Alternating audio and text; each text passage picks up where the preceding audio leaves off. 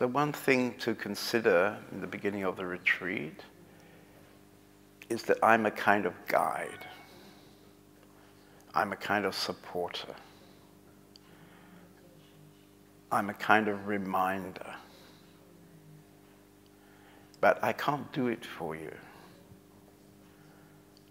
So you have to make an inner decision that you want to do this.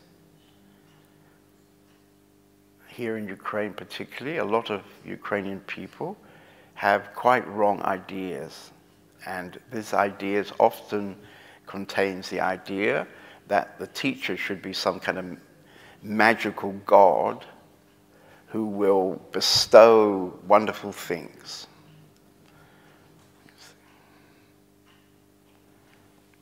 It's a very childish idea about spiritual life. But when it gets to actually looking inside and dealing with the stuff which you have accumulated inside, which is your stuff, unfortunately people don't want to come. They don't want to involve. They don't want to involve because they feel somehow John David's not a good teacher because he doesn't bestow wonderful things onto me. And particularly, I don't want to bestow wonderful things onto you. I want you to bestow wonderful things onto yourself. Of course, if I could give you this magic pill, then I would have given it already years ago, because of course it's very much what I would like for you to come into a wonderful space inside yourself. But clearly, having been teaching and sharing for 20 years, is simply not possible. Which means you have to step up and take the mature responsibility that this is a priority in your life and do what the teacher suggests would be helpful.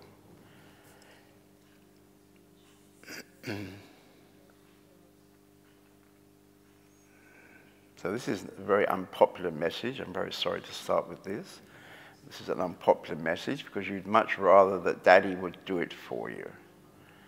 You see? But unfortunately, Daddy can't. And anyway, Daddy doesn't really want to be Daddy. He hopes you will empower yourselves from inside. And he likes to support that. He likes to give some suggestions for that. The other thing that's quite interesting to look at in the beginning of the retreat is how do you hear what John David is speaking? Some of you listened to me for many, many years, actually. So how is it that what I'm speaking doesn't engage with your box of tricks? Because I'm not going to say anything differently in this 2 weeks than I've said for the last years. You see? So why didn't you hear it over the last few years? It's actually quite simple what I'm saying. So there has to be some reason where you're taking the words, you're taking what is spoken, and inside your mind you are evaluating these words from some position. And what would that position be? Probably this position is from your own movie.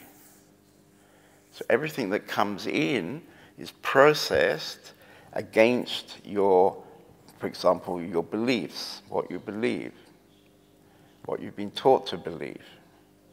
And if what comes in doesn't fit with what you've been taught to believe, then what happens? You have a choice, yeah? You can put away your old beliefs and accept something new, or you can simply reject it. Yeah? So then if you keep rejecting this new information, then of course nothing much is going to change. Because you're constantly choosing, if you like, what is already known. So if you come to a teacher in your own way, you have to come to some kind of trust to that teacher. And if you can't trust him, then basically you're wasting your time, because it would mean almost for sure that everything you already believe becomes the judge of this new information from the teacher. And therefore, if you don't trust what he's saying, you are very likely to simply refuse to take it. And you stay with what you already know. Both these things I'm talking about are focused on the personal. And so the third thing is that we're so much affected by our personal movie. And in millions of different ways, we're completely supporting, liking, and afraid to lose our personal movie, the ego. Because we've grown up, unfortunately, absolutely identified with this ego, and therefore, unfortunately, we believe the ego to be who I am. So I believe this ego to be who I am. And of course, if I believe my ego to be who I am, if I believe my movie, the daily soap opera of my life, if I believe that to be who I am, then of course, I'm going to resist any kind of attempts to change that, or any attempts to suggest that this may be not exactly what it seems to be. So when you take these three things together, you maybe begin to see why it is that some of you have been sitting with me for many years, and you might feel that nothing much has changed. So this is one of the big problems in trying to share and teach, is that in fact we are all living in our own little bubble, and in this little bubble we have certain ideas, certain beliefs, certain things that I know. I know this is right, and I know that is wrong. Yeah? And if you start to examine these positions, you will discover they're not really your ideas or your beliefs. These are given to you. They've been given to you by your family particularly. They're given to you by the society particularly. If there's a religion in the country, which normally there is, it's been given by the religion.